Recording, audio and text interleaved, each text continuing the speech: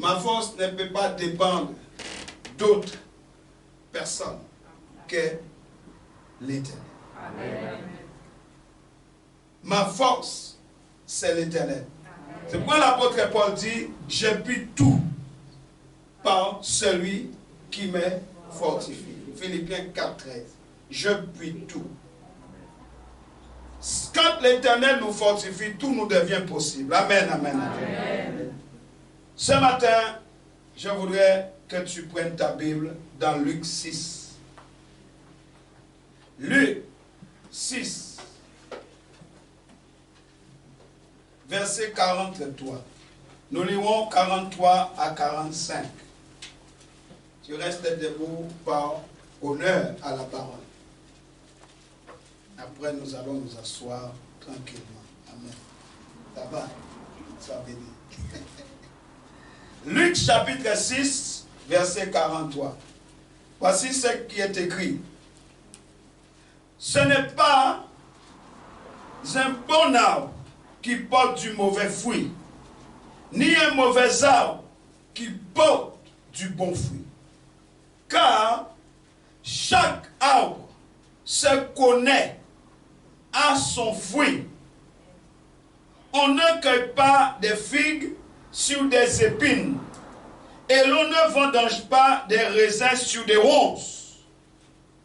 L'homme bon tire de bonnes choses du bon trésor de son cœur, et le méchant tire des mauvaises choses de son mauvais trésor, car c'est de l'abondance du cœur que la bouche parle.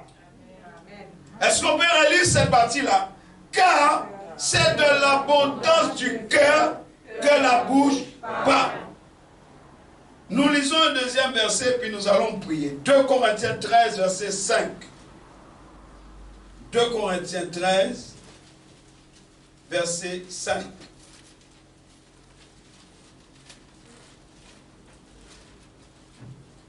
Alléluia. Gloire à Dieu. Amen. La Bible dit dans 2 Corinthiens 13, verset 5, examinez-vous vous-même pour savoir si vous êtes dans la foi. L'examen consiste à savoir si nous sommes dans la foi. Il dit, éprouvez-vous vous-même. Ne reconnaissez-vous pas que Jésus-Christ est en vous? À moins, peut-être, que vous ne soyez réprouvés. Inclinons nos fronts, nous prions. Éternel Dieu de gloire, qui sommes-nous pour nous tenir devant toi? C'est avec humilité que nous pouvons venir dans ta grâce, suppliant que tu nous accordes ce matin ta miséricorde, ta faveur. Nous diminuons devant toi, moi le premier. Je me reconnais devant toi comme un simple grain de poussière, Adonai. Car c'est toi qui donnes à l'homme le souffle de la vie. Je te suis extrêmement reconnaissant que tu m'aies accordé cette grâce. C'est pourquoi ce matin, Père Céleste, Dieu de gloire, Adonai, nous te prions d'étendre ta bonté sur nous ce matin, sur ton église, sur ton peuple qui est devant toi. Tu connais les besoins de ce peuple. Je prie, Seigneur Dieu, que ta faveur vienne sur nous, que ta miséricorde abonde dans nos cœurs. Éternel mon Dieu, tu es digne de recevoir la louange. Laisse qu'en ce moment même, que le nom de Jésus soit glorifié au milieu de nous.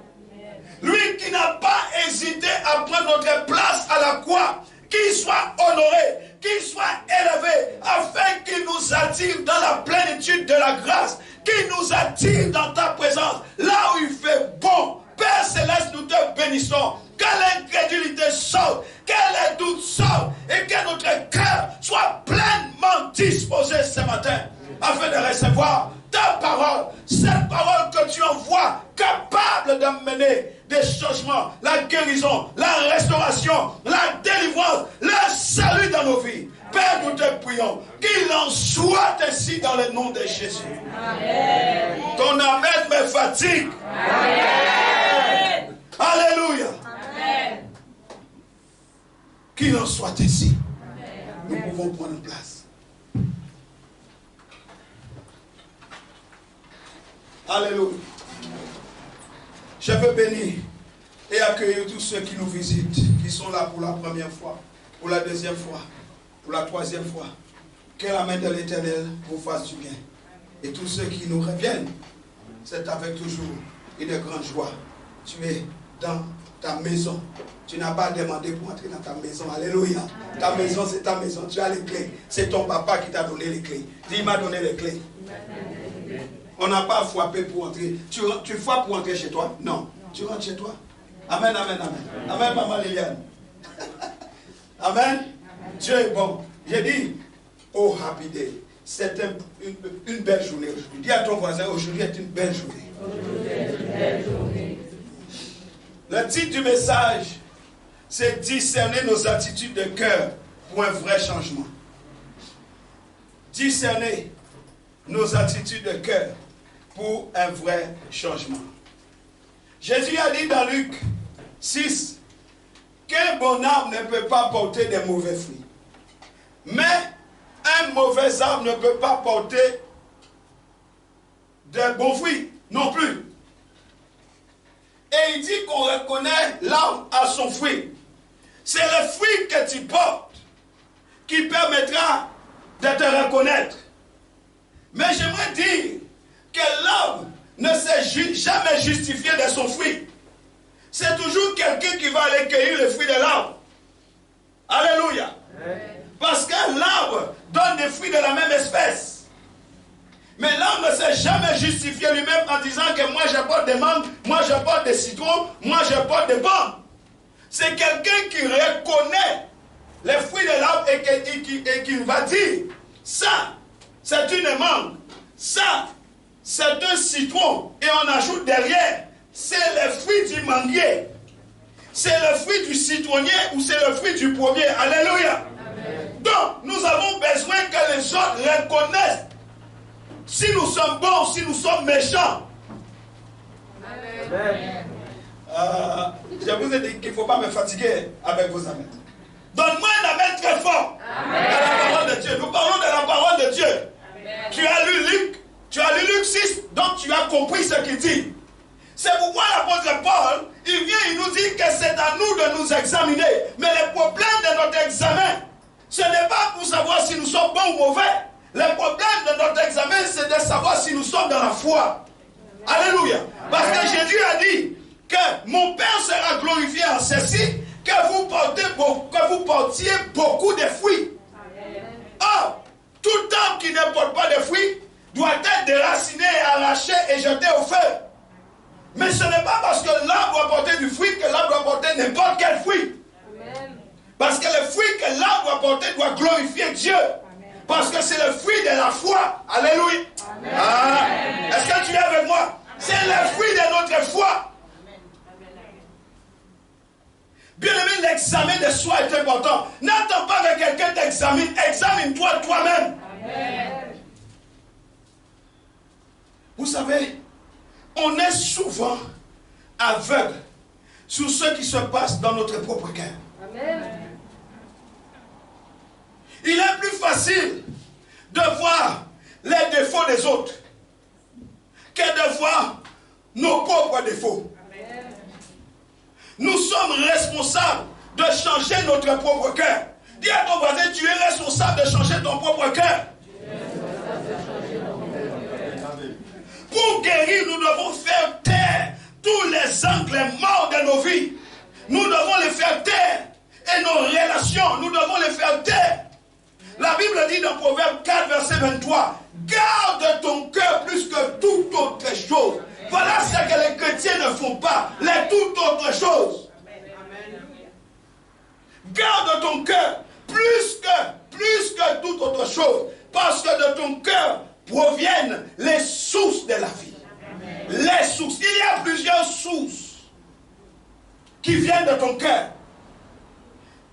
Si Dieu nous fait grâce un jour, nous allons examiner ces sources. Mais ce n'est pas l'objet aujourd'hui. Mais note quand même quelque part. C'est un sujet sur lequel tu pourras méditer. Quelles sont les sources qui coulent de mon cœur, puisque la Bible me dit plusieurs sources. Alléluia.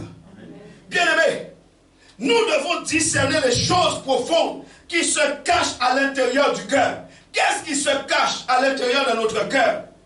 Quand nous discernons cela, nous le faisons pour mieux aider les autres. Il sera difficile à un malade de guérir un malade. Ces choses qui sont à l'œuvre dans les difficultés que des personnes rencontrent, nous devons discerner ces choses. Sinon, sans les vouloir, on peut faire plus de mal que de bien. Amen. Combien de gens t'ont déjà blessé, mais ils étaient bien intentionnés, soi-disant. Mais le résultat n'a été que douleur, tristesse. Alléluia. Amen. Sans le vouloir.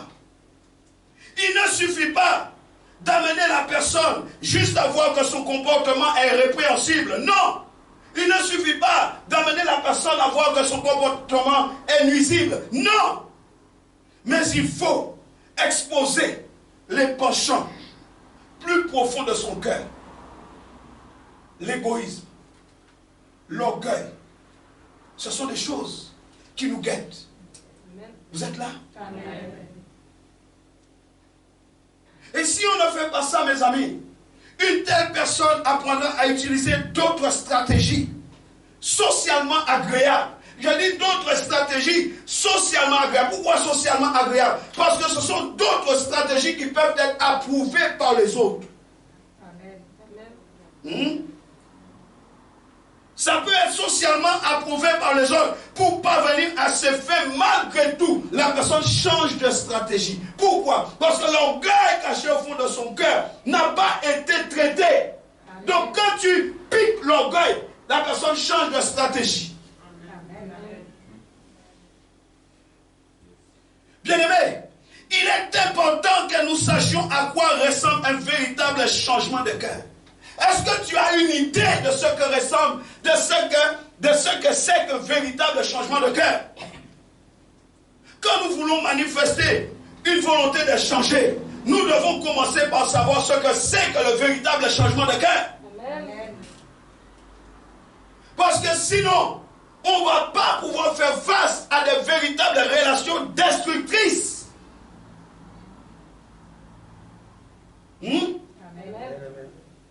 Nous devons être conscients des inclinaisons, ces inclinaisons destructrices, ces penchants destructeurs du cœur. Car cette prise de conscience-là va augmenter notre capacité à discerner les fruits d'une vraie repentance.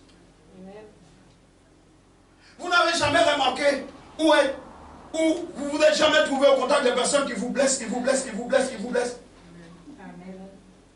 On aurait dit des spécialistes.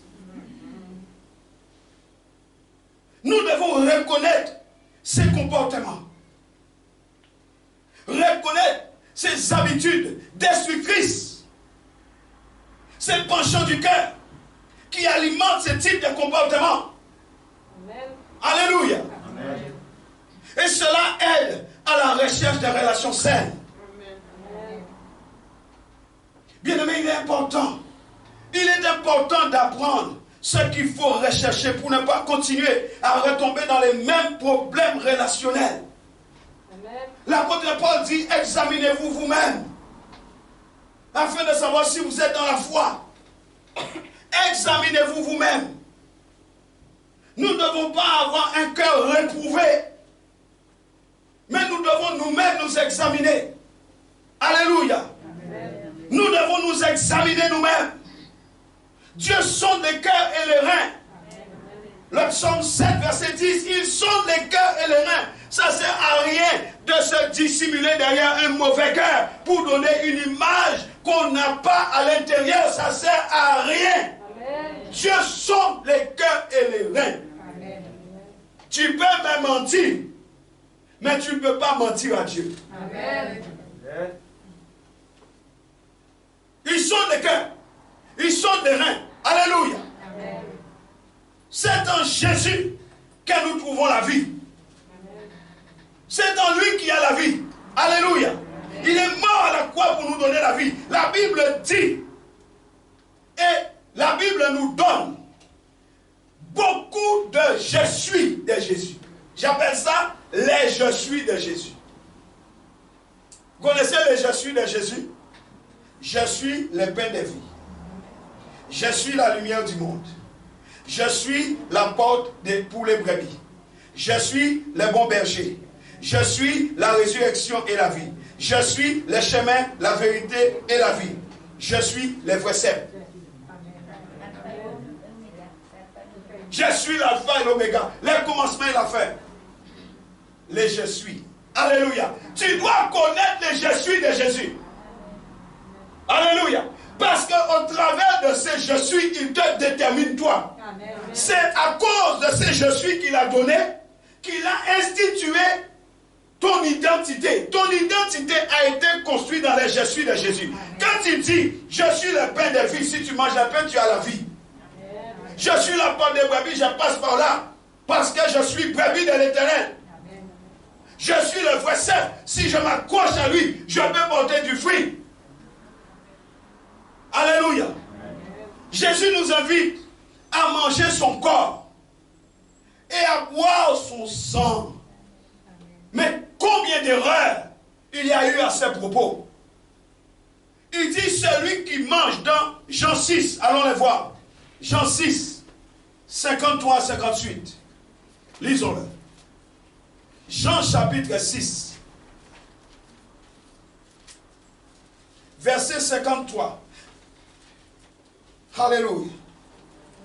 Jésus leur dit, en vérité, je vous le dis, si vous ne mangez la chair du Fils de l'homme, et si vous ne buvez son sang, vous n'avez point la vie en vous-même. Celui qui mange ma chair et qui boit mon sang a la vie éternelle, et je le ressusciterai au dernier jour. Car ma chair est vraiment une nourriture et mon sang est vraiment un breuvage. Celui qui mange ma chair et qui boit mon sang demeure en moi et je demeure en lui. Comme le Père qui est vivant m'a envoyé et que je vis par le Père, ainsi celui qui me mange vivra par moi. Verset 58. C'est ici le pain qui est descendu du ciel.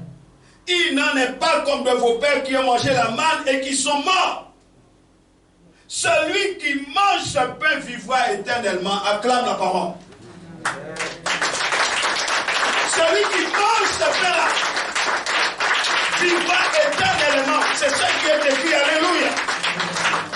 Mais quelle est la signification spirituelle de ce que Jésus avance ici? Bien-aimés, de même que manger et boire sont indispensables à la vie physique, de même, la foi en la mort sacrificielle de Jésus sur la croix est indispensable pour recevoir la vie éternelle. Amen. Tu me comprends? Amen. Manger sa chair et boire le sang de Jésus symbolise le besoin d'accepter la croix de Jésus. Beaucoup d'enfants de Dieu n'acceptent pas la croix aujourd'hui. On dit oui, mais quand est-ce que j'ai refusé la croix? Est-ce que tu manges la chair de Jésus? Est-ce que tu bois réellement son sang? Quel est ton positionnement face à la croix sacrificielle? Alléluia. Quel est notre positionnement par rapport au sang qui a coulé? Pour les Juifs, il était inconcevable qu'un Messie puisse être crucifié. Ils n'arrivaient pas à accepter cela. Allons voir dans Actes 17, verset 1 à 3. Ils n'étaient pas d'accord. Parce que cela leur était inconcevable. Acte 17, verset 1 à 3. La Bible dit, Paul et Silas passèrent par Amphipolis et Apollonie, et ils arrivèrent à Thessalonique, où les Juifs avaient une synagogue. Paul y entra, selon sa coutume. Pendant 3 sabbats, il discuta avec eux d'après les Écritures, expliquant et établissant que le Christ devait souffrir et ressusciter des morts. Et Jésus, que je vous annonce, disait-il, c'est lui qui est le Christ.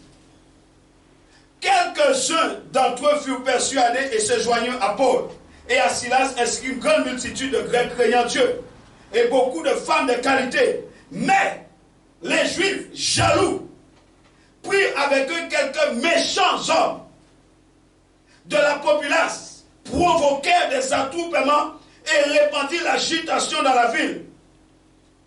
Ils se portèrent à la maison de Jason et ils cherchèrent Paul et Silas pour les amener vers le peuple. Des hommes méchants qui ne croyaient pas au sacrifice de Jésus. Ils pensaient que ce que Paul était en train de dire, c'était des inepties. Alléluia. Amen. Alléluia. Bien-aimés dans le Seigneur, ils étaient aveuglés. Et dans cet aveuglement, un aveuglement volontaire, puisqu'ils ont choisi, ils ne pouvaient saisir la signification et la vérité spirituelle, réelle, qui se cachait derrière la parole de Jésus quand il a annoncé cela. Alléluia. Quand Jésus dit, celui qui mange ma chair et qui boit mon sang, cela ne renvoie pas, contrairement à ce que beaucoup pensent, à la Sainte Seine. Parce que la Sainte Seine n'était pas encore instituée. Au moment où Jésus a dit cela, la Sainte Seine n'était pas encore instituée. Et même si cela parlait de la Sainte Seine, cela signifierait que toute personne qui participe au repas obtient la vie éternelle. Oh, c'est faux. Amen. Donc ça ne peut pas être la Sainte Seine. Vous savez, ce que l'on vénère, ce que l'on aime, nous contrôle. Est-ce que je parle à quelqu'un? Qu'est-ce que tu vénères aujourd'hui? Ce que nous vénérons nous contrôle. Matthieu 6, 21.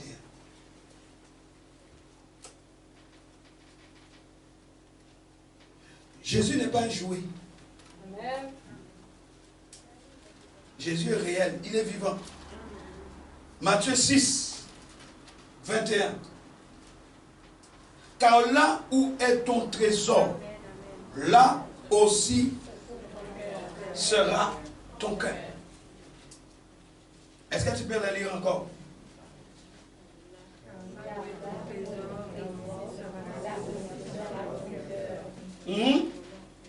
Là où est ton trésor, là aussi sera ton cœur.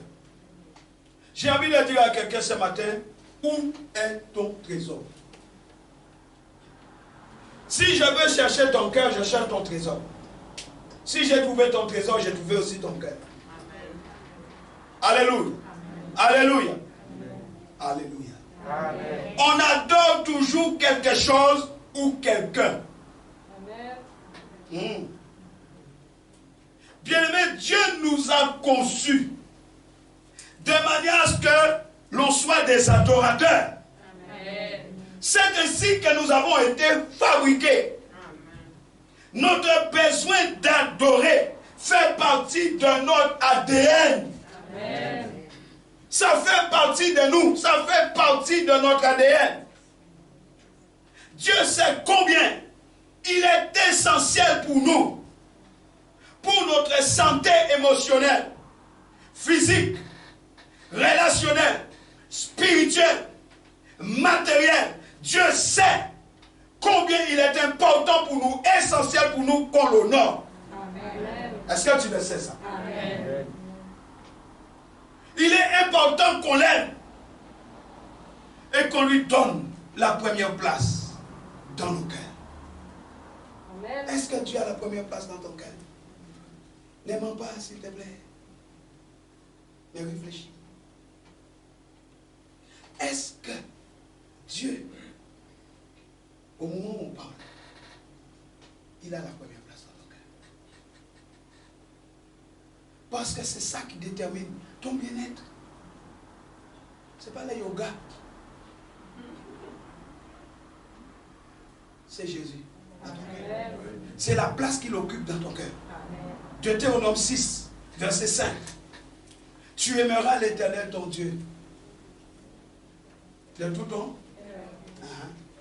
Tu aimeras, tu vénéreras l'Éternel, pas de ton cœur, de tout ton cœur.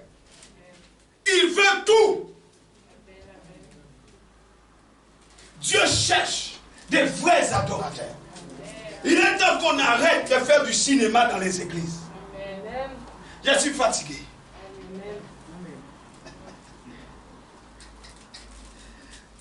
Il est temps qu'on arrête l'hypocrisie. Comment peut-on être hypocrite même dans l'adoration? Hello? Amen. Dieu cherche. C'est lui qui dit des vrais. Parce qu'ils savent qu'il y a des faux. Il dit, je cherche des vrais adorateurs. Vous savez, mes amis, c'est écrit dans Jean 4, 23. Dieu cherche des adorateurs, qu'il adore, des vrais adorateurs, qu'il adore en esprit et en vérité. On adore Dieu en esprit et en vérité. C'est une question d'esprit et de vérité. La vérité, c'est la parole. Amen. Satan fait toujours appel à nos désirs humains et à nos besoins ressentis. Il va nous offrir et il nous offre, comme il fait aujourd'hui, même dans le monde, il offre continuellement. Note bien cela. Le diable offre continuellement des substituts. Un substitut, c'est quelque chose qui va remplacer quelque chose, mais qui n'est pas la chose. Il va proposer cela. Il propose. Il donne de la main gauche, de la main droite, il prend. Il donne de la main droite, de la main gauche, il prend. Il fait rien pour rien. Il dit pot pour pot, ça pour ça. Combien de gens ont sacrifié leurs enfants pour le pouvoir, pour l'argent, mais ils oublient, il faut payer la dette. Parce qu'il ne te dit pas ce que tu dois payer. Il dit, je te donnerai, je te donnerai, je te donnerai. Les gens tombent dans les pièges et ils offrent leurs enfants, surtout les premiers-nés. Les premiers-nés. On fait des pactes. Oh, chez moi, personne ne va dépasser 35 ans. Pourquoi? On a scellé un pacte avec le diable. Aucune des personnes dans la famille ne doit dépasser 35 ans.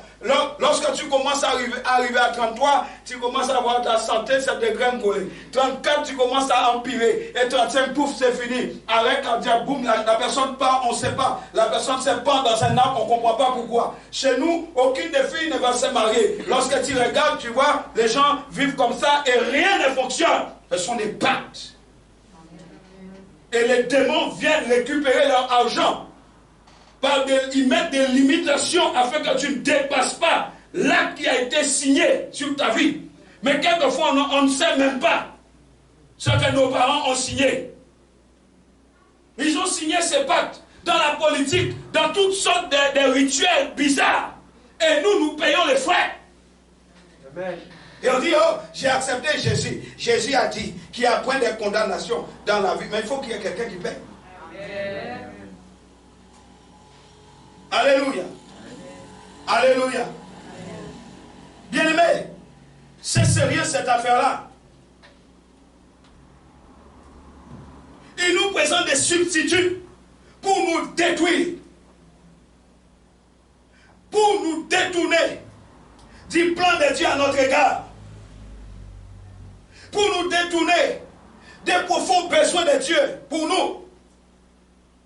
Et le Seigneur nous met en garde, car il sait que s'il n'a pas la première place dans nos vies, nos cœurs, tout ce qui les remplace dans nos cœurs,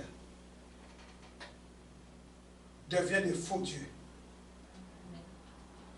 Et ces choses, ces faux dieux, nous enchaînent pour nous détruire. Quels sont les faux dieux de ta vie? Ézéchiel 16, 32. Ézéchiel, chapitre 16, verset 32. Alléluia. Gloire à Dieu. Ézéchiel, chapitre 16, verset 32. La Bible dit, tu as été la femme adultère qui reçoit des étrangers au lieu de son mari. Il parle d'Israël qui s'est détourné de lui. Dieu dit à Israël, tu es mon fils. Mais Israël a conçu un veau d'or. Pour dire à Dieu, pour dire à ce veau d'or, c'est toi notre Dieu. C'est toi qui nous as libérés de l'esclavage d'Égypte, mes amis. Et Dieu dit à Israël, tu t'es détourné de moi. Alléluia. Amen. Alléluia. Amen. Le cœur du peuple s'est refroidi. Et aujourd'hui, les cœurs sont en train de refroidir dans les églises. Amen. Israël a cessé de dépendre de Dieu pour chercher son bien-être ailleurs. Le peuple a embrassé les mensonges que Dieu n'est pas suffisant et que suivre Dieu l'empêcherait de vivre pleinement. C'est ce que le peuple a accepté. Combien d'entre nous acceptent ces choses? Quelquefois, on ne se rend même pas compte.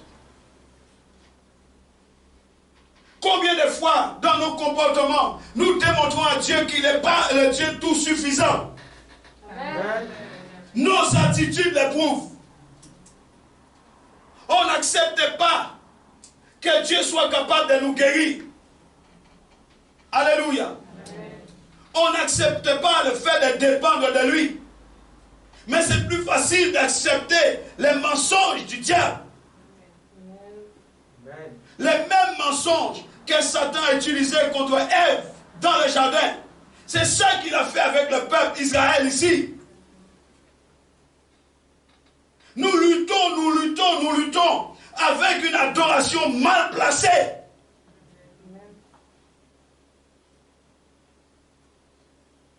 Et nous finissons par croire aux mensonges du diable.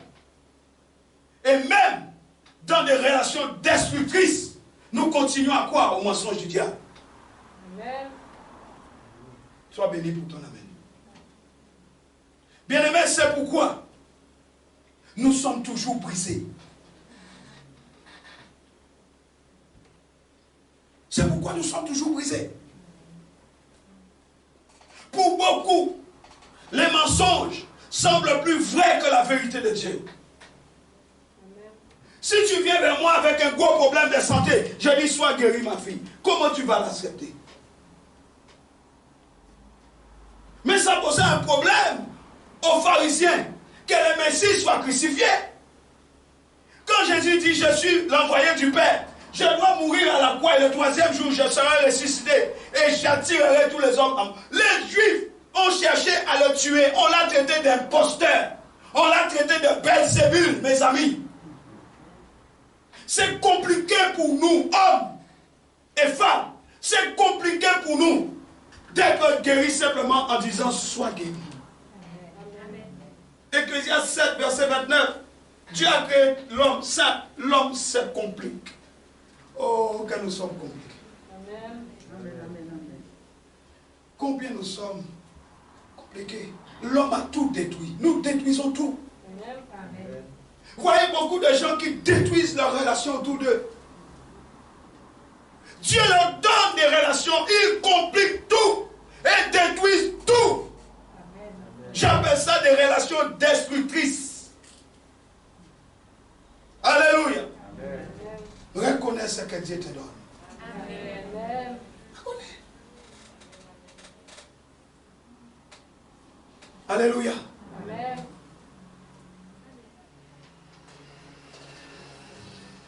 C'est plus facile pour beaucoup d'accepter les mensonges du diable. Dieu nous a conçus de façon admirable. Tu comprends ça? Dieu t'a conçu de façon admirable. Dis, je suis admirable. Que personne ne te trompe, que personne ne te mente. Ni même toi-même. Dieu nous a conçus de manière admirable. Il nous a façonnés à son image et selon sa ressemblance. Genèse 1, 26. Dieu dit faisons. Il associe tout son conseil pour te fabriquer, pour te façonner. Tout son conseil. Faisons l'homme à notre image et selon notre ressemblance. Qu'il domine. La Bible dit, dans le psaume 8, verset 6, il nous a fait de peu inférieurs aux anges. Oh my God. Que Dieu nous aide. Amen. Il nous a fait de peu inférieurs aux anges, de peu seulement. Psaume 8, verset 6.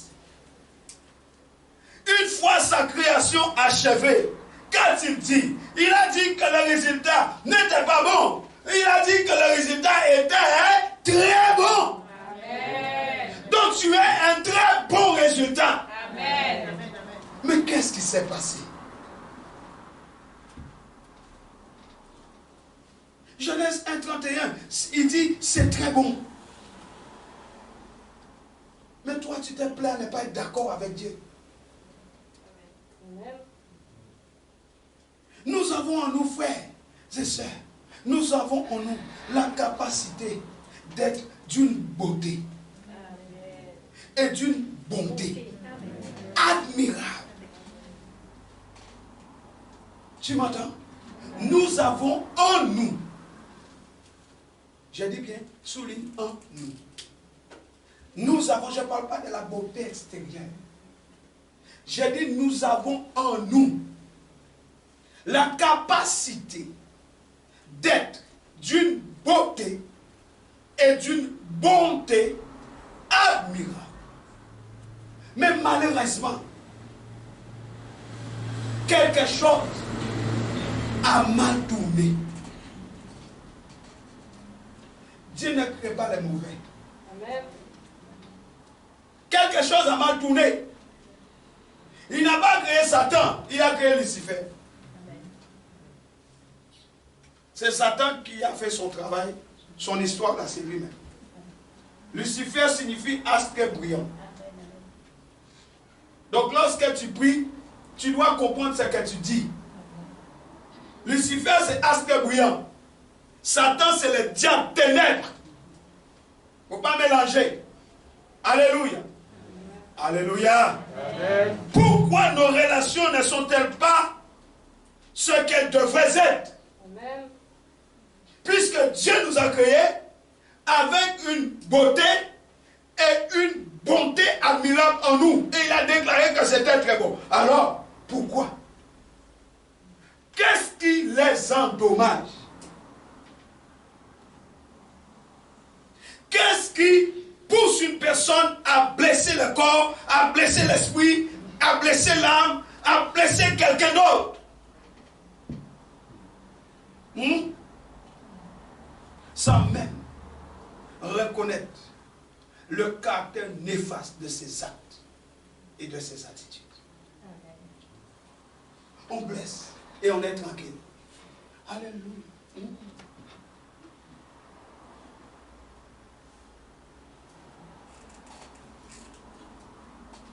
Moi, je crois que, vous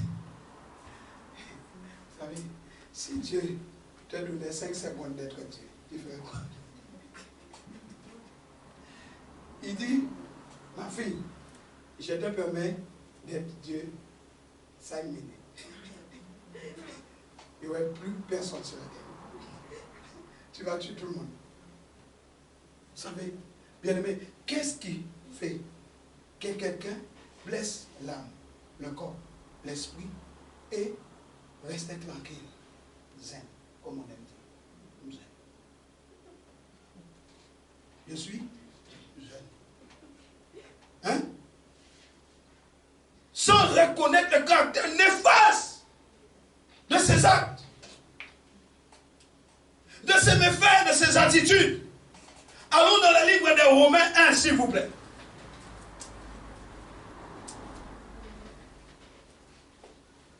Je lis des fois, et je disais ce matin encore, Seigneur, donne-nous la force, nous, qui prêchons ta parole, donne-nous la force. Amen. Vous ne savez pas ce que vivent les hommes de Dieu.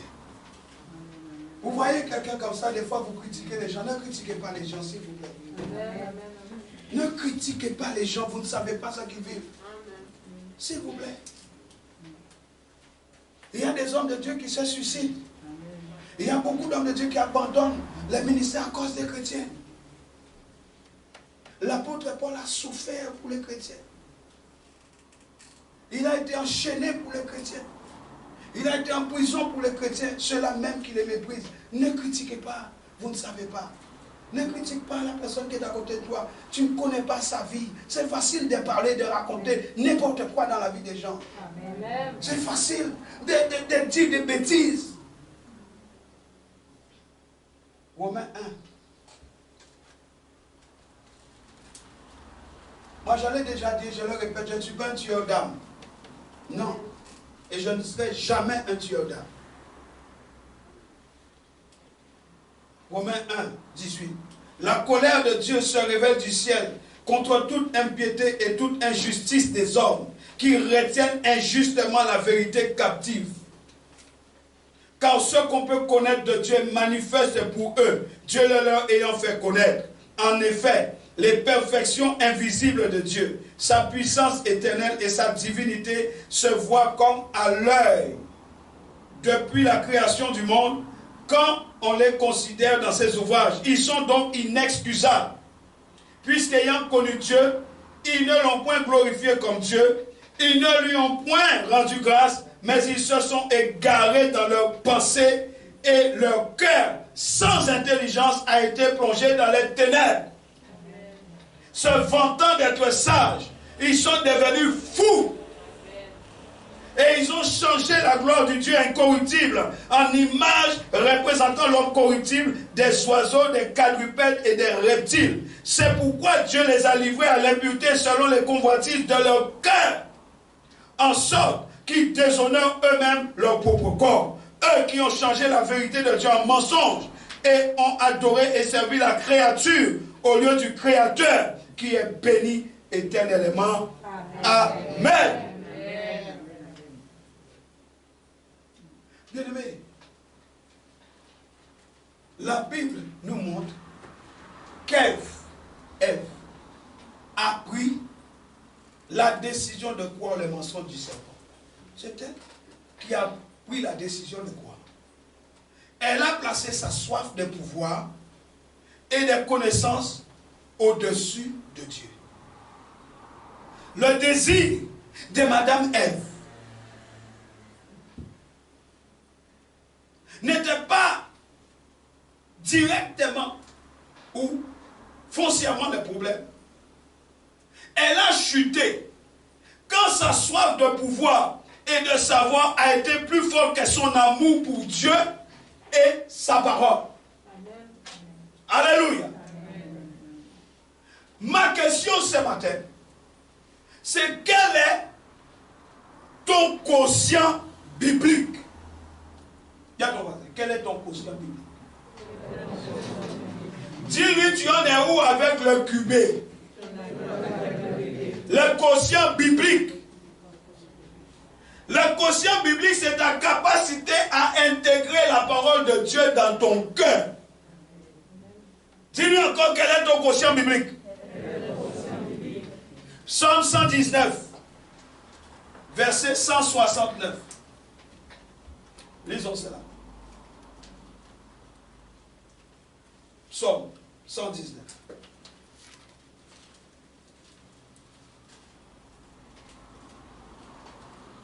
Il est écrit quoi?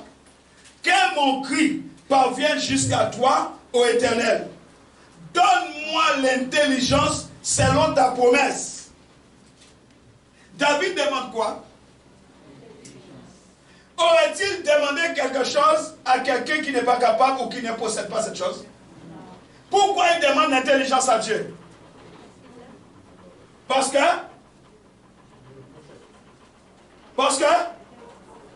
répondez-moi, pourquoi il demande l'intelligence à Dieu? Non seulement il donne, il est l'intelligence. Alléluia.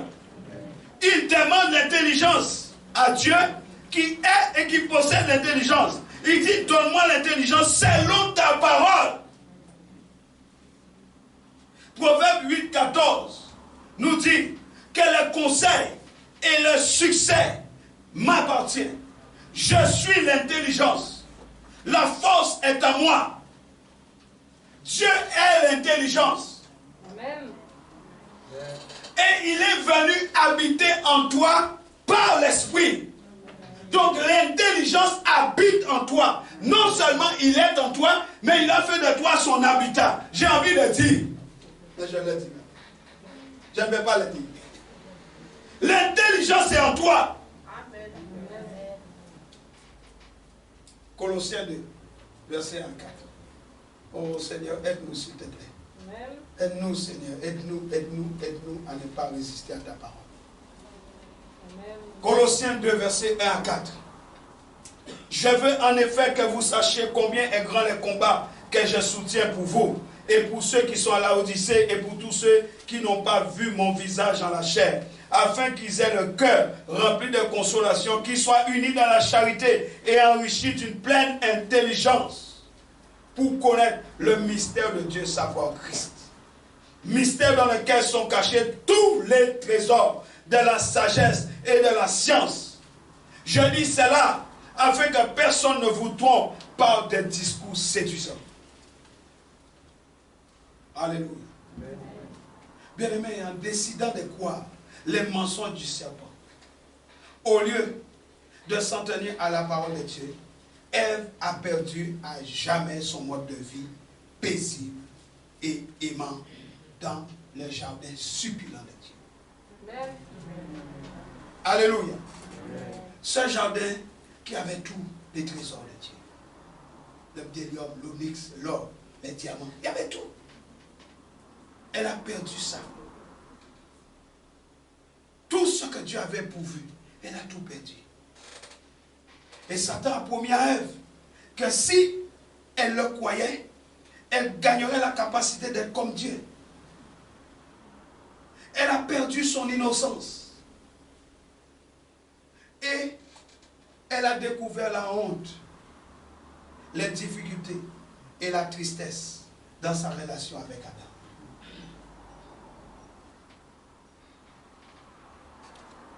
Elle a perdu cela. C'est pourquoi des fois vous avez l'impression qu'il y a des personnes qui ont la grâce est partie. Ils sont en Christ, ils ont donné leur vie à Jésus, mais quand tu les regardes, la grâce n'est plus dans leur vie. Pourtant la Bible dit que nous devons grandir de grâce en grâce. Mais quand tu les regardes, tu dis, mais où est passée la grâce? La grâce qui était sur sa vie avant, la grâce elle est où? L'innocence est partie. La grâce est partie. Il reste que la honte, la tristesse dans les relations. Et chaque fois que tu mets un pied dans une relation, c'est mort. Un pied, c'est mort. Tu tues la veuve noire. Vous connaissez cette araignée?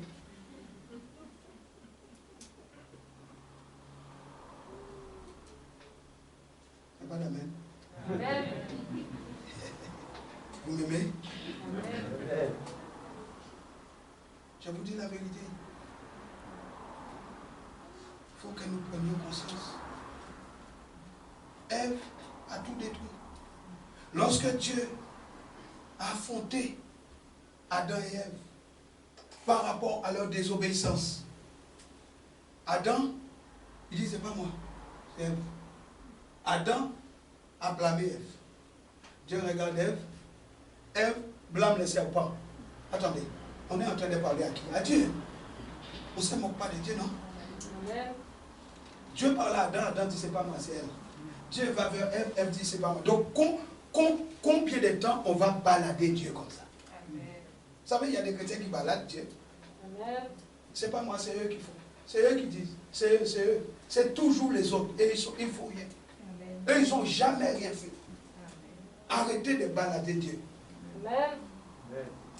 Je parle à quelqu'un. Arrête de balader Dieu. Lorsque Dieu vient affronter Adam et Ève par rapport à leur désobéissance, Adam a blâmé Ève. Ève a blâmé le serpent. Et le serpent, à son tour, dit c'est l'homme qui m'a donné. Alléluia. Dans Luc 4, verset 1 à 7, le diable dit c'est lui qui m'a donné. Je n'ai rien fait. C'est l'homme qui m'a donné. Et je peux te le donner. Il essaie de faire la même chose. En disant à Jésus, je peux te le donner si tu m'adores. Et il n'a pas arrêté. Le premier modèle des relations destructrices est apparu. Amen. Et qu'est-ce que nous voyons par la suite, le résultat? Caïn va tuer son frère. Il n'a fallu qu'une seule génération pour que le résultat de ces choix, apparemment inoffensifs, engendre de la mort.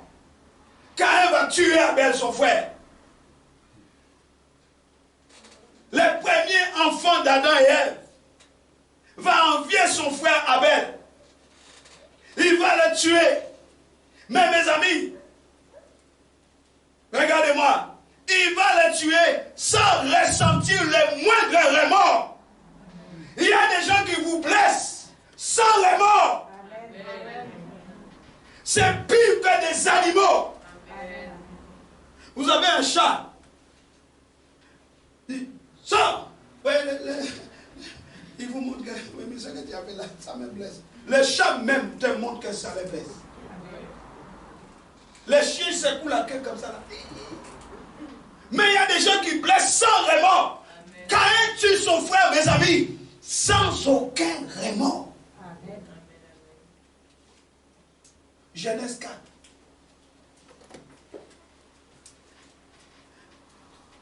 Les deux choses l'une aujourd'hui. Soit vous allez m'aimer plus, ou vous allez me haïr.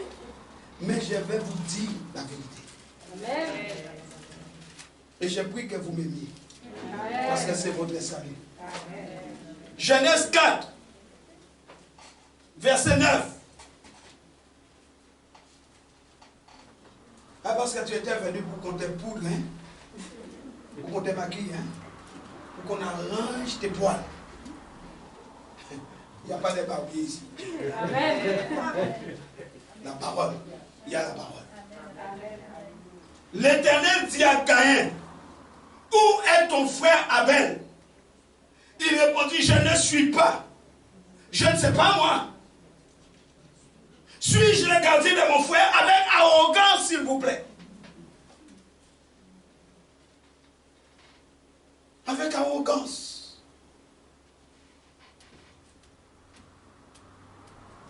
Un échange mortel. Avec de lourdes conséquences. Alléluia. Amen. Alléluia. Amen. La détérioration relationnelle est la conséquence indirecte de notre tendance innée à rejeter Dieu comme Dieu. Amen. Et la vérité pour ce qu'elle est. C'est une tendance que nous, les enfants de Dieu, nous avons. Amen. Alléluia. Et ça engendre la détérioration relationnelle.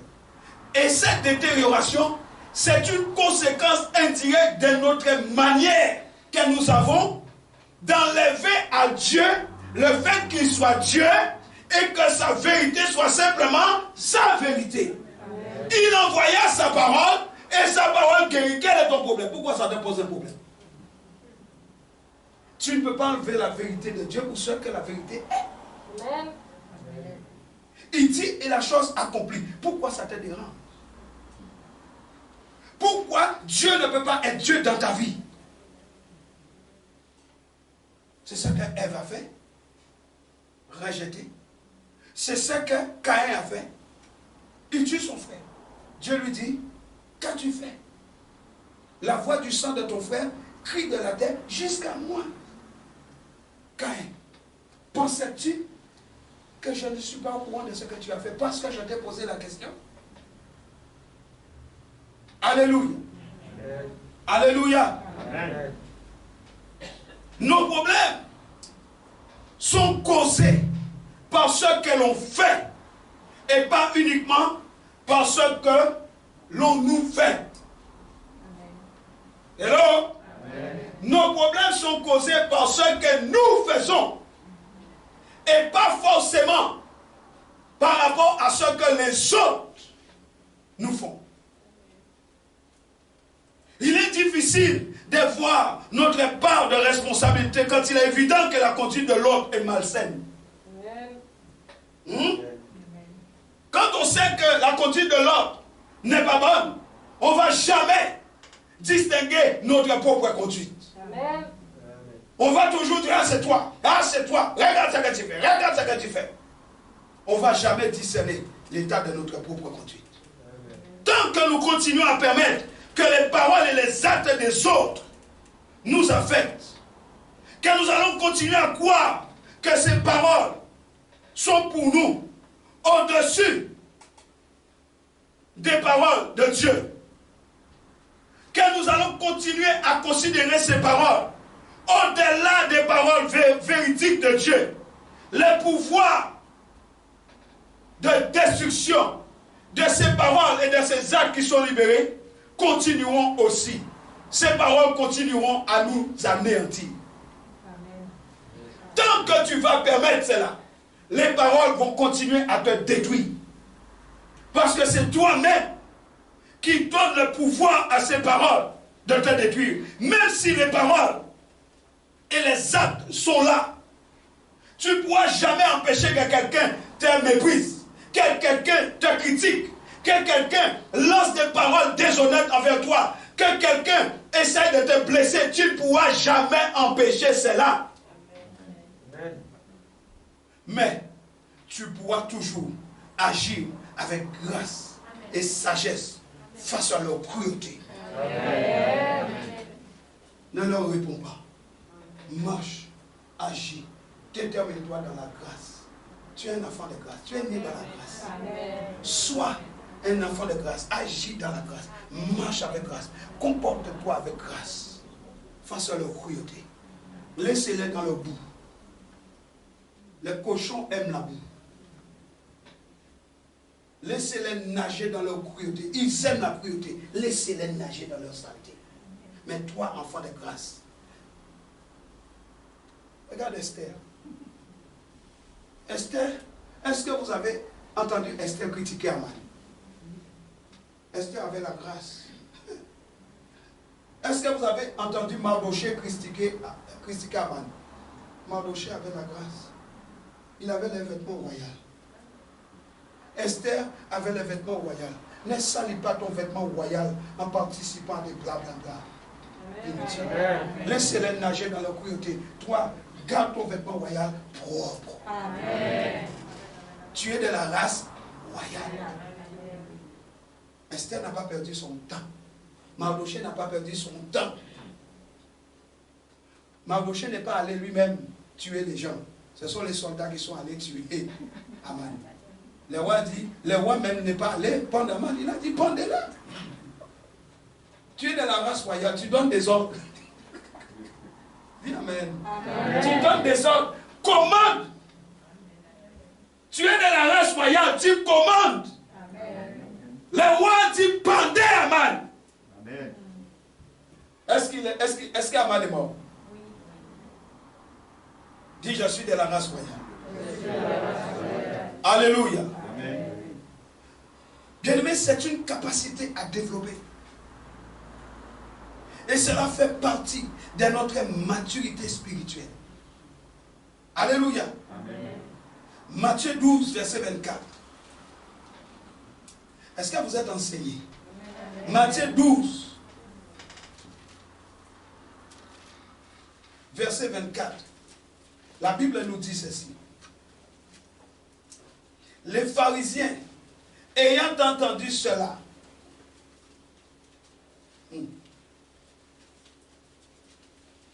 dire, cet homme ne chasse les démons que par Belzébul, prince des démons. Jésus va guérir un démoniaque qui était aveugle et muet. Il va guérir cet homme. Eux qui étaient supposés être des docteurs de la loi, eux qui étaient supposés faire appliquer la loi, ils devraient au contraire être contents, oui ou non? Ils devraient approuver la guérison de cet homme. Parce que cet homme ne voyait pas, il ne parlait pas. Toute la foule était étonnée. Et ils ont commencé à dire, n'est-ce pas le fils de David? Mais les scribes et les pharisiens, ils ont commencé à dire, mais s'il a fait ça, c'est par les démons qu'il a fait ça. Ne les suivez pas. Amen. La Bible dit, Jésus, il cherchait comment le tuer. Qui t'en veut aujourd'hui? Qui cherche à te tuer aujourd'hui? Parce que tu fais le bien. Qui ne te supporte pas parce que tu fais le bien? On ne va pas vous supporter si vous êtes pour le bien. Amen. Attends-toi à ça. Amen. Si tu es pour le bien, on ne te supportera pas.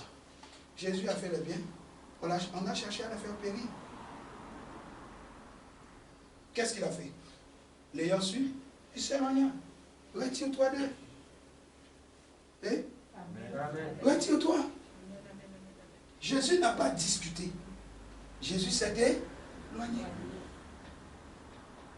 Alléluia. Alléluia. Bien-aimés dans le Seigneur, quand les pharisiens ont rejeté Jésus et ont dit aux gens qu'il était fou, c'était par magie, qu'il était démoniaque, Jésus a ressenti une profonde douleur du rejet. Ça fait mal, on est humain. Vous êtes d'accord avec moi? Je ne sais pas s'il y a des robots ici, mais je crois savoir que nous sommes humains. Donc ça fait mal. On ressent. Jésus a ressenti ses rejets. Mais il n'a pas été anéanti pour autant. Même si, ce que je suis en train de te dire, mon frère, ma soeur, c'est que même si tu peux sentir la douleur, même si tu peux sentir les rejets, à cause de quelque chose qui est lâché dans ta vie, ne te laisse pas anéantir par ces paroles. Amen. Ne te laisse pas avoir, ne te laisse pas anéantir. Ressaisis-toi.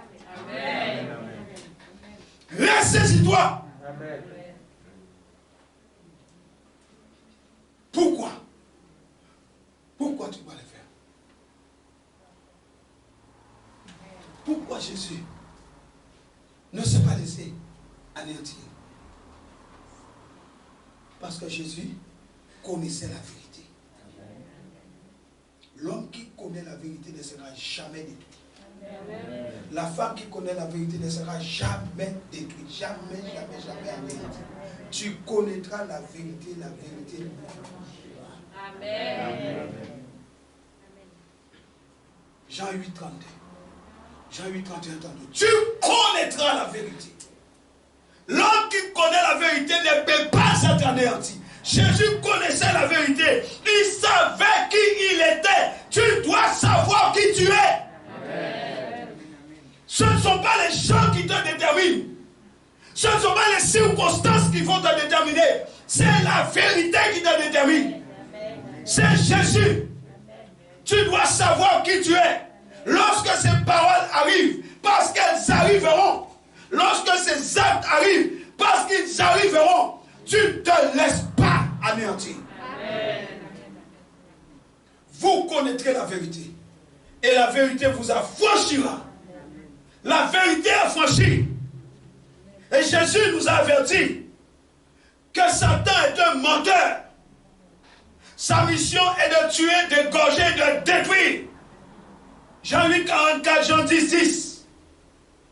Il n'a qu'une seule mission, détruire. Tu ne peux pas lui faire confiance.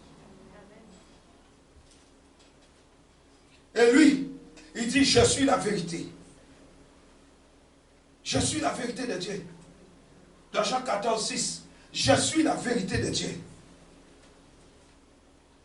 quand on connaît Jésus, quand on connaît la vérité et qu'on croit en lui, en Jésus, on acquiert la sagesse et la force pour naviguer dans les eaux troubles des relations difficiles.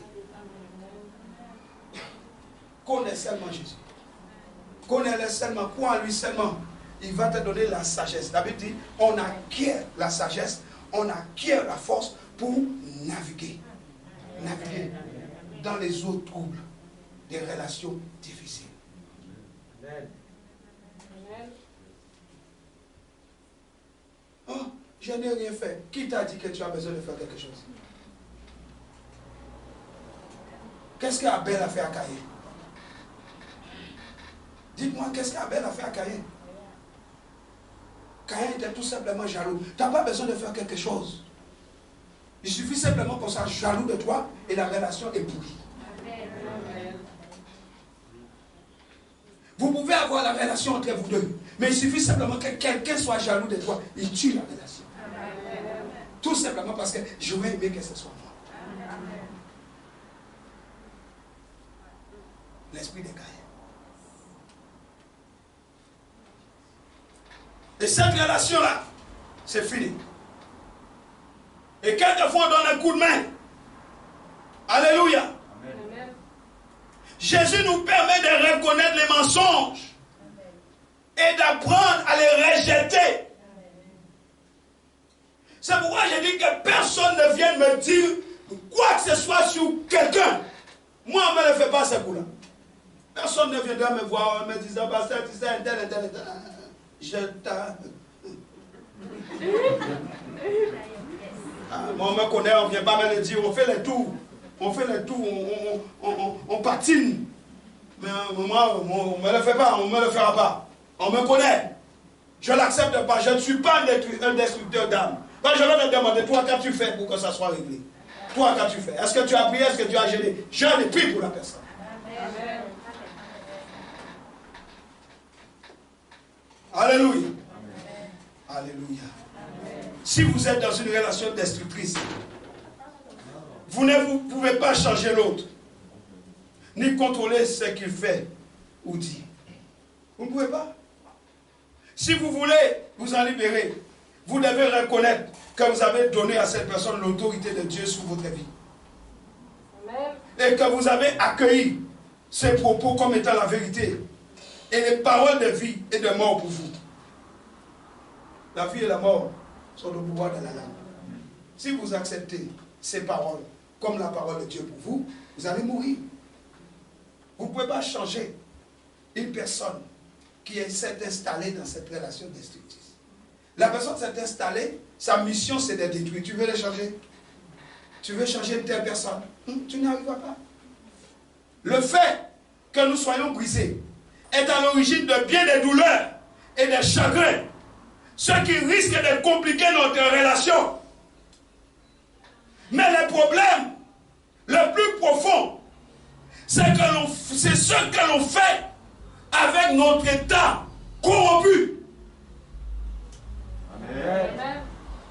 Je dis que lorsque nous sommes dans une relation, nous sommes brisés, nous avons été touchés, nous sommes dans le chagrin. Oui, ça complique les relations. Mais le problème, je dis, le problème le plus profond que nous avons à traiter, c'est que dans cet état de cœur brisé, de chagrin, de détresse, dans cet état corrompu, qu'est-ce qu'on fait, nous?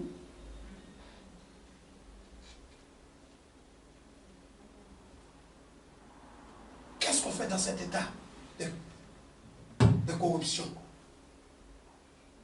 Parce que la décision qu'on va prendre va déterminer si vous allez grandir pour être de plus en plus comme Christ, en dépit de cet état endommagé, ou si vous allez devenir nuisible aux autres et à vous-même. Il est silence, hein? Dans cet état corrompu, dans cet état d'endommagement, la décision que tu vas prendre va déterminer si tu vas grandir en maturité ou si tu vas devenir nuisible aux autres. C'est pourquoi des fois, vous voyez, vous êtes dans une relation avec quelqu'un, vous vous sentez mal parce que l'influence est néfaste. Vous sentez une vieille odeur. Les parfums sentent mauvais. Ça sent pas bon. Pourquoi? Le fait d'être dans cette relation avec personne-là, c'est une relation toxique. Chlordécone. Chlordécone, ça empoisonne. Ça donne du cancer. C'est pourquoi je dis, vous ne pouvez pas empêcher aux gens de vous blesser. Vous ne pouvez pas empêcher aux gens de vous rejeter. Le fait que les gens vous blessent, vous calomnient, vous critiquent, cela vous blesse, oui. Cela vous endommage, oui. Mais vous, quelle est votre attitude dans votre état endommagé? Quelle est votre réaction? Qu'est-ce que vous faites? Soit vous vous penchez du côté de Christ pour devenir plus mature, soit vous vous penchez de l'autre côté et vous venez nuisible à tout le monde, vous embêtez tout le monde par votre attitude et votre comportement. Amen. Et tout le monde vous fuit.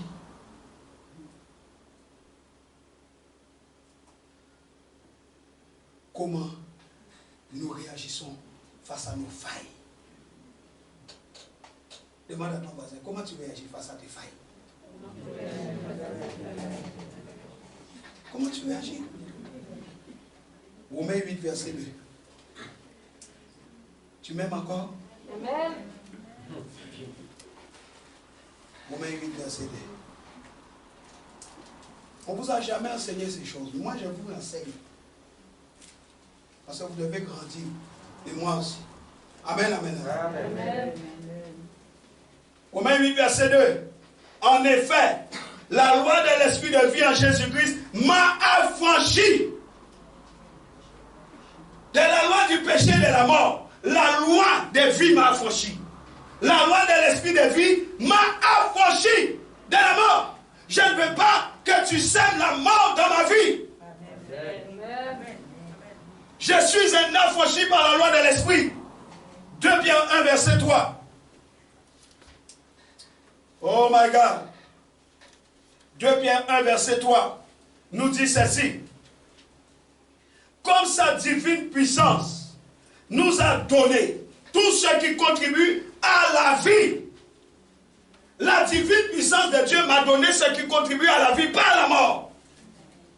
Je ne veux pas que tu sèmes la mort en moi. Dis-le. Je n'accepte pas les paroles des morts. Parce que sa divine puissance m'a donné la vie, pas la mort. Autrement dit, ma réaction face aux paroles que j'entends détermine ma vie ou ma mort. C'est pas l'autre qui va te tuer, c'est toi-même. Ah, un tel m'a dit, un tel m'a dit, un tel m'a dit. Comment tu réagis face à tes failles? C'est ton attitude, ton comportement, ta réaction face à ce qu'on te dit qui détermine ce que tu vas vivre. Moi, je sais que j'ai l'esprit de vie. Moi, je sais que sa divine puissance m'a donné ce qui contribue à la vie, pas à la mort. Garde ta mort pour toi. Merci, au revoir. Amen.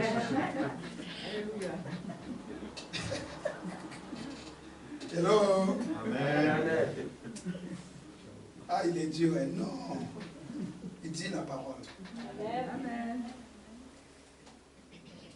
Jésus nous a rachetés de la puissance de la vie, de la puissance de la mort et du péché.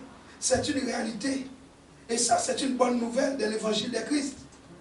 Parce que beaucoup croient que le salut, c'est j'accepte Jésus, il est mon sauveur et mon sauveur. Alléluia, gloire à Dieu. C'est ça le salut. Le salut est plus que ça. Dans le salut, il y a l'idée de restauration, il y a l'idée de plénitude, il y a l'idée de santé. Il ne s'agit pas seulement des questions du pardon des péchés. Hello? Amen. Mais le salut parle du plan de Dieu pour ta vie et pour la mienne. Et dans ce plan, il y a la maturité, il y a notre restauration. C'est un package, il y a tout dedans. Ça, on appelle ça les trésors cachés de Dieu. Et c'est dans la parole. Dieu désire notre plénitude émotionnelle. Tu connais l'émotion qu'il y a dans les pleurs, la détresse, la tristesse.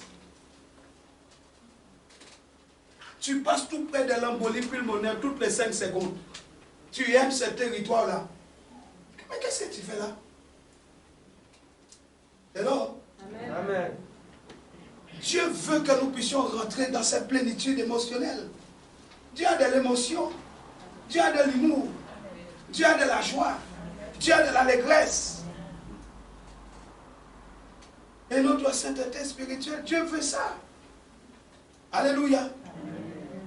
Il veut tout ça dans nos relations. Grâce à la rédemption. C'est pour ça que la Bible parle des relations entre frères et sœurs. Amen. Comment tu peux être en relation avec moi si tu ne m'aimes pas? Amen. Beaucoup ont du mal à communiquer avec leurs frères et sœurs.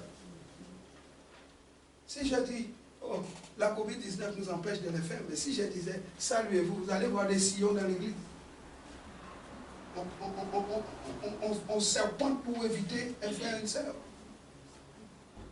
dans l'église.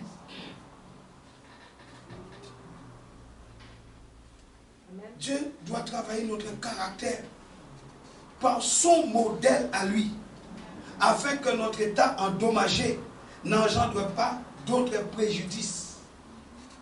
Hello? Amen. Il doit travailler notre caractère. Pas avec ton modèle à toi, mais avec son modèle à lui. Amen. Il ne faut pas que notre état endommagé cause plus de dégâts qu'il a déjà causés. Amen. Dieu nous a destinés à être accomplis et saints. Dis, Dieu m'a accompli. Il nous a destinés à être accomplis. Jésus a dit à la croix quoi? Tout est accompli. J'ai fait d'eux des accomplis. Et Dieu dit, vous serez saints car je suis saint. C'est à cela que nous sommes destinés, accomplis et saints.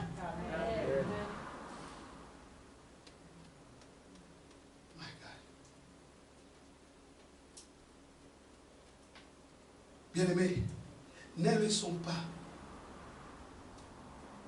ces choses freiner notre croissance et notre maturité pour nous empêcher de devenir meilleurs. Ne te contente pas d'être bon, sois meilleur. Ne laisse pas les choses te freiner, te ralentir.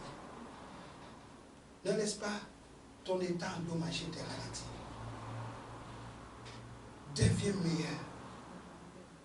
Les modèles de Dieu. Dieu a donné la plénitude à Jésus. Jésus nous a donné sa plénitude. Sa plénitude par l'Esprit qui habite en nous. Ne te contente pas d'être bon. Deviens meilleur. Dis-toi toi-même, je dois devenir meilleur que je ne suis. Dis-le encore, je dois devenir meilleur. Si tu crois, tu reçois cela, dis, je dois devenir meilleur. Je ne peux pas me contenter d'être bon, je dois devenir meilleur. Mon Dieu là est un Dieu d'excellence. Vous savez, il y a beaucoup de personnes à qui l'excellence pose des problèmes. Dès qu'on commence à leur parler d'excellence, ils voient la cupidité, ils voient l'orgueil, ils voient l'arrogance, ils voient toutes sortes de choses. Je suis désolé, mais l'arrogance, la cupidité, l'orgueil, ce n'est pas l'excellence. L'excellence, c'est un état d'esprit qui fait que je ressemble à mon Père. Amen. Si ça te pose un problème de ressembler à ton Père, moi, ça ne pose aucun problème de ressembler à celui qui m'a engendré. Amen. Je me souviens qu'il m'a créé à son image et selon sa ressemblance. Je m'en fous de ce que tu peux penser de moi. Ce qui m'intéresse, c'est ce que lui pense de toi. Amen. Et lui dit excellence. Donc je dis excellence. Parle le langage de votre Père. Vous savez que le ciel a un langage. Amen. Parle le langage du ciel. Alléluia. C'est pourquoi Amos 3:3 va dire, 2 personnes marchent-ils ensemble sans en être convenus. 2 personnes ne peuvent pas marcher ensemble sans en être convenus d'abord. Hein? Amen. Signe un contrat avec Dieu. Amen. Convenance. Elohim, on convient que ça. Dieu valide et tu valides et vous marchez ensemble. Ça va, papa. Hein? T'es où? Ah, je suis là, mon fils. Ah, c'est beau, frère. Hein? C'est beau. Et pas quand il dit, Adam, où es-tu? Hé, Adam, fuis! Il prend des feuilles de figues. Tu prends des feuilles de bananes, des feuilles de madère, et tu es là comme ça, là, tu te caches là. Hé, Adam, je t'ai créé. Non, non, non. Des enfants de Dieu qui ont peur de venir dans la présence de Dieu. C'est ça que je parle. Je donne une image pour nous expliquer. Mais c'est de ça que je parle. On a peur de venir devant Dieu. Convenance. Et Dieu va dire dans Matthieu 18, 19, si deux d'entre vous s'accordent sur la terre, moi et God, si deux d'entre vous s'accordent sur la terre, pour demander une chose quelconque, elle leur sera accordée. Si deux d'entre vous s'accordent sur la terre, pas au ciel, sur la terre, on n'arrive pas à s'accorder. Nous n'arrivons pas à nous accorder. Nous n'arrivons pas à nous accorder. Je dis, si seulement vous comprenez cela. Nous devons produire des réactions saines. Nous devons produire. Je suis en train de donner là maintenant là, les clés. Pour faire face à tes failles, tu dois produire des réactions saines. Je dis matures. Nous devons produire des réactions saines, des réactions matures à nos failles. Face à nos failles, nous devons produire des réactions matures. Tu dois être mature. Premièrement, pour pouvoir produire ces réactions, premièrement, il faut que tu apprennes à voir.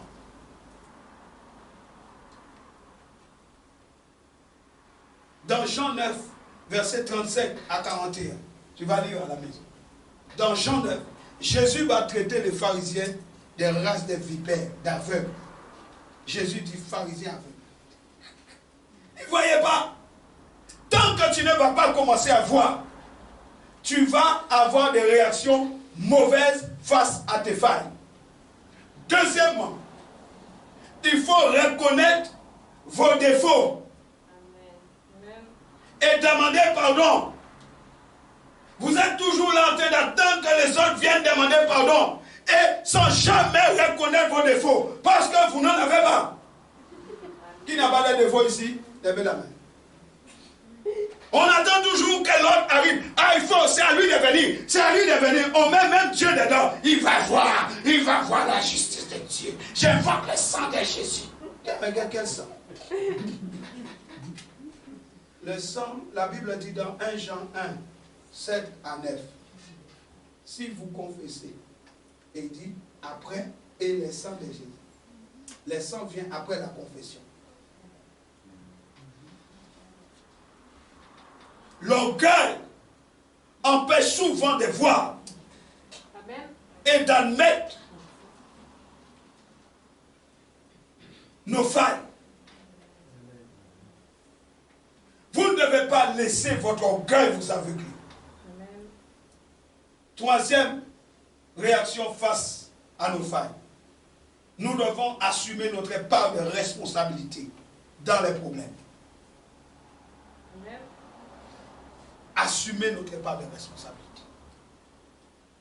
La maturité émotionnelle et spirituelle s'acquiert quand on admet ses propres méfaits, indépendamment de tous les autres facteurs que l'on apprend à réagir différemment. Il faut qu'on apprenne à réagir différemment.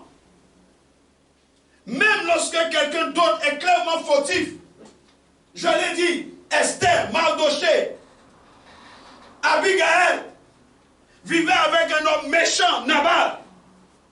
Abigail est passée par derrière pour aller voir David. Elle a réagi différemment que Nabal. Pourtant, c'était sa femme. Elle aurait pu être méchants ensemble. Il y a des couples qui sont méchants ensemble. Il y a des personnes qui se fréquentent qui sont méchants ensemble. Amen. L'un ne dit pas à l'autre, nous n'agissons pas bien. Amen.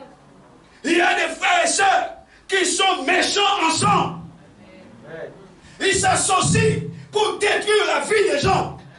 L'un ne dit pas à l'autre, non, nous n'agissons pas bien, on ne peut pas faire ça, On ne peut pas faire ça, ma soeur. On ne peut pas faire ça, mon frère. Non, on s'associe. Rakaba, Shikaba, Rokobo, Zako, Robo, Shaka. Oh Dieu vengeur, viens, tue-les. Quel Dieu tu pries? Quel Dieu tu pries? Les disciples de Jésus ont dit, maître, regardez ces hommes. Veux-tu que nous appelions le feu? Jésus dit, vous ne savez pas de quel esprit vous êtes animés. S'il vous plaît, je ne suis pas venu pour tuer, je suis venu pour libérer les esprits.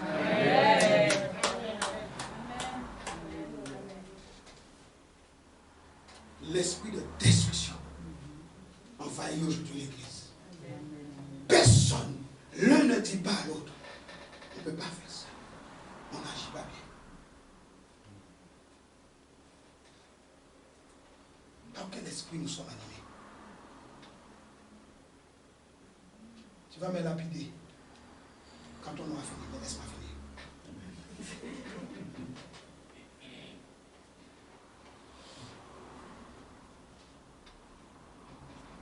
Assumer notre part de responsabilité. Quatrième réaction. Nous devons faire l'effort de changer. Amen. Notre repentance doit être sincère. Une repentance vraie. Vous lirez Ephésiens 4, verset 20. Vous lirez aussi Ephésiens 5, verset 1. Une repentance sincère. Nous devons faire l'effort de changer. Fais l'effort de changer. Dis non, ça ne peut pas continuer comme ça. Je ne peux pas être comme ça. Je refuse d'être comme ça. Il est écrit, fais du bien. Comment je peux faire le mal? Je ne peux pas. Nous devons apprendre à nous regarder dans le miroir pour voir ce qui cloche dans nos cœurs. Quand tu te regardes dans le miroir, pourquoi c'est moi que tu vois? Amen.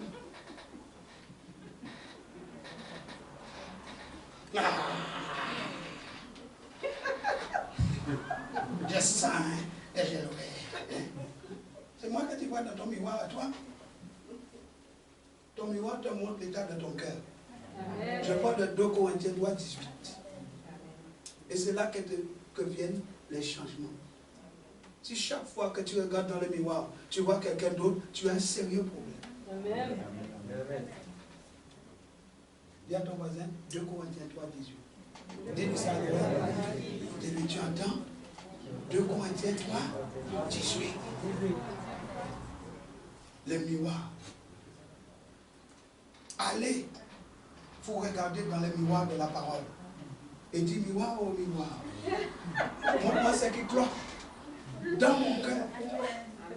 Le miroir, c'est la parole. Parole aux paroles. Révèle-moi ce qui cloche dans mon cœur. Révèle-moi ce qui cloche dans le cœur de la voisine.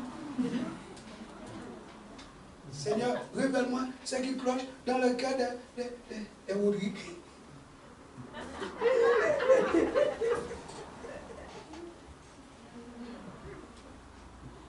De Janine, de Philippe, de Marcel, de Christiane. Seigneur, montre-moi ce qui cloche dans mon cœur. Mon cœur. Alléluia. Alléluia. Amen. Ça, c'est bien plus que de ressentir le fait de se sentir coupable, ou la honte, ou même être désolé pour ses écarts de conduite et ses attitudes blessantes. C'est mieux. Les attitudes malsaines ou immatures face à nos failles. Je vais vous montrer comment nous réagissons. Quelles sont les attitudes malsaines, immatures face à nos failles que nous faisons.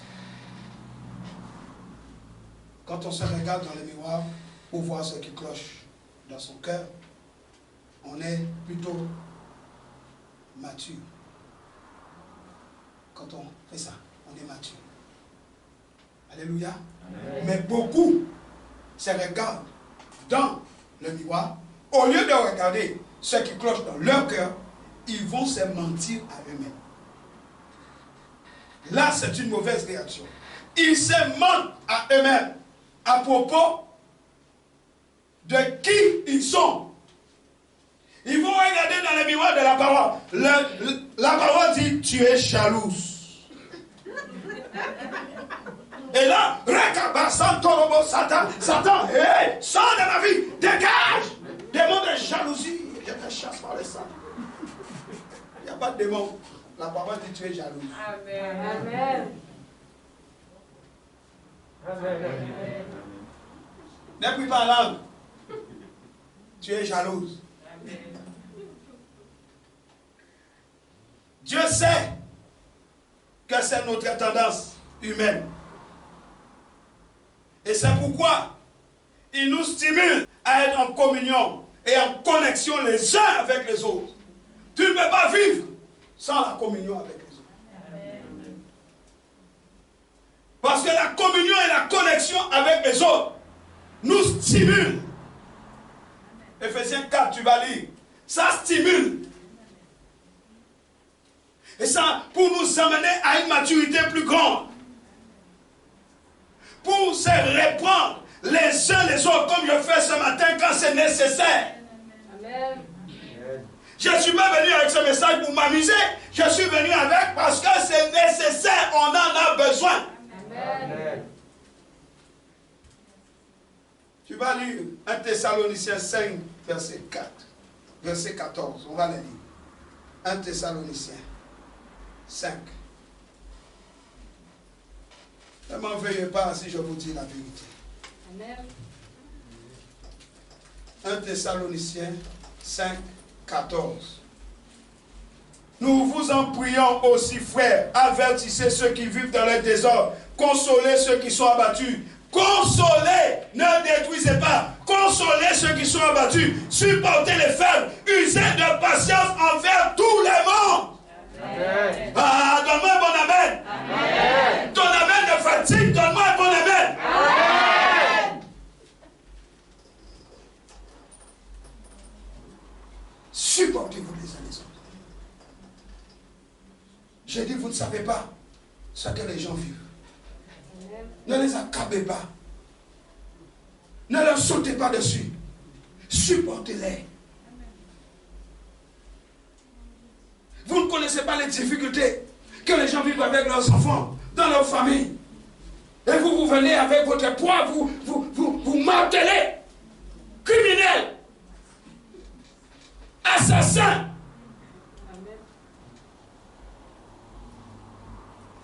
Et alors, assassin.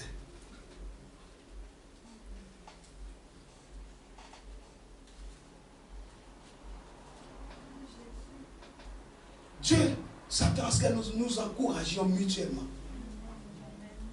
à vivre dans la vérité.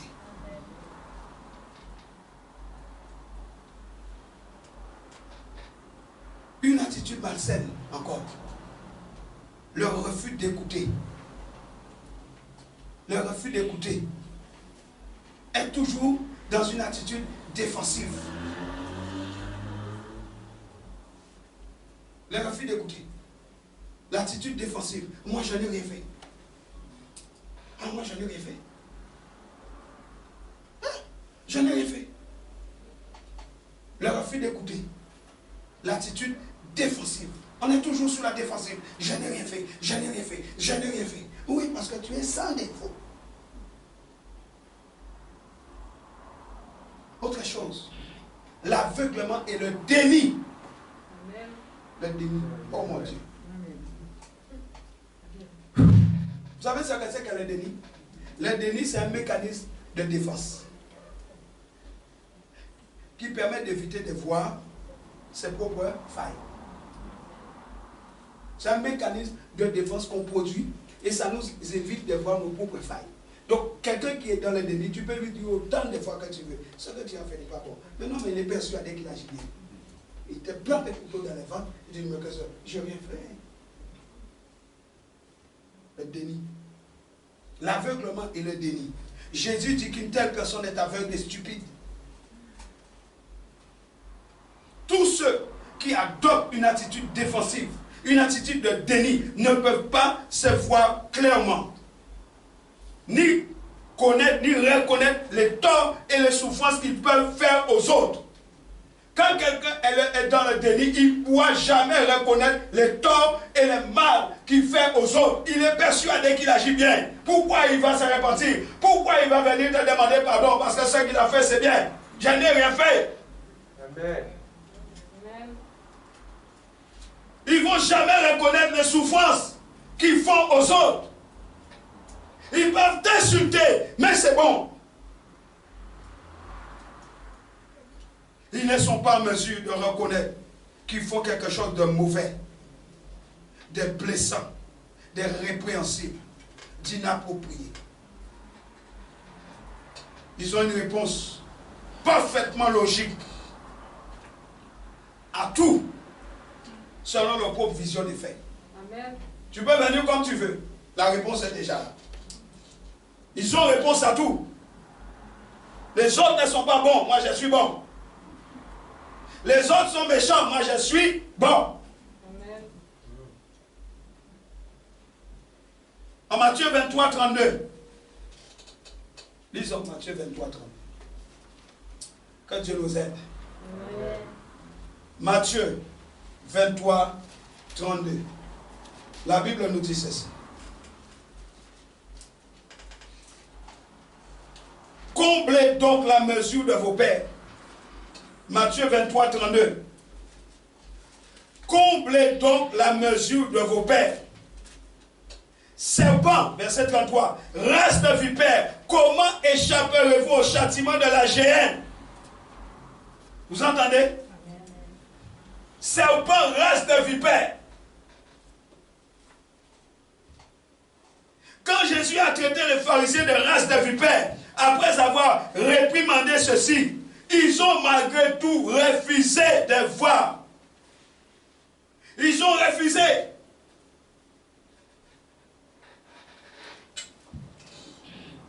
L'orgueil de leur propre cœur. Ça s'appelle une cécité destructrice. Il y a beaucoup d'enfants de Dieu qui méritent d'être délivrés de la cécité destructrice. Le fait d'être aveugle, de ne pas te rendre compte que tu blesses tout le monde va t'amener à la destruction. Amen. Si un aveugle conduit un autre aveugle, les deux tombent dans le trou. Un aveugle ne peut pas conduire un autre aveugle, ni personne d'ailleurs. La cécité destructrice te détruit toi-même et tous ceux qui sont autour de toi. Amen. Jésus a dit, race de vipères. Si je dis ça ici, là, on va dire, ah, les pasteurs nous méprisent, les pasteurs nous maltraitent. Mais Jésus te l'a dit, prends ton sac et parle. Jésus dit, race de vipères. Mais tu vas aller où? Parce que le problème, c'est là et là. Où tu vas aller, ce sera toujours sur la terre. À moins que tu sois un poisson. Et même les poissons, ils vivent dans l'eau, c'est toujours la terre. Mais un jour, il faudra monter. Donc il faut se rendre conforme à ce qui convient pour monter. Alléluia. Amen. Alléluia. Amen. Bien-aimés, il faut comprendre ces choses. Matthieu 6, 22. Matthieu 6. Regarde ça.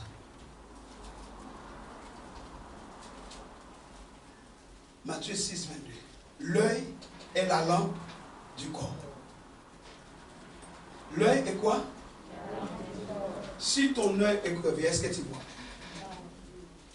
Si ton œil est crevé, comment est ta lampe?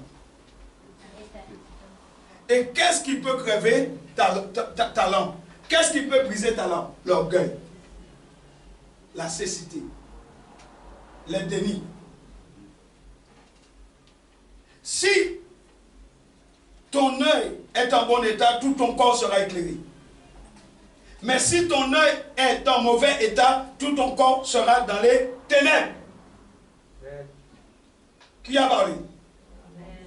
Qui a parlé? Jésus. La personne égarée qui croit voir clairement est très dangereuse. Donne-moi un amen très fort. Amen. J'ai dit la personne égarée qui croit, qui se persuade de voir clairement est une personne très dangereuse. Et vous fréquentez des personnes très dangereuses. Il n'y a pas d'amen. Amen.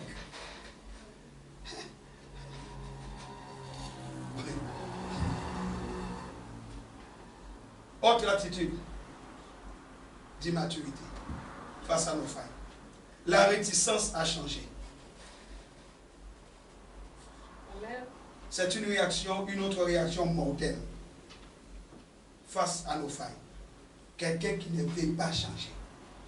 Chaque fois que tu viens vers cette personne, je sais, je suis désolé, je sais, je suis désolé, je sais, je suis désolé, je sais, je suis désolé. Amen. Le psaume 119, verset 29, nous dit quoi? Psaume 119. Oh mon Dieu, que ton nom soit béni. Amen. Psaume 119, verset 29, nous dit ceci. Il éloigne de moi la voie du mensonge.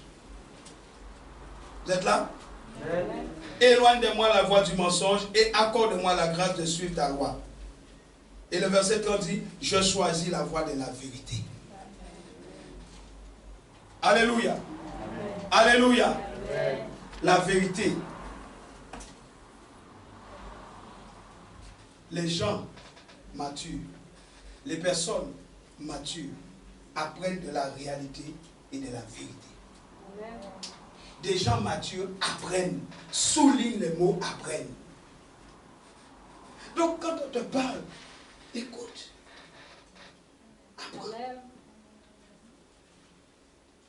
Nous avons tous été à l'école ici, hein?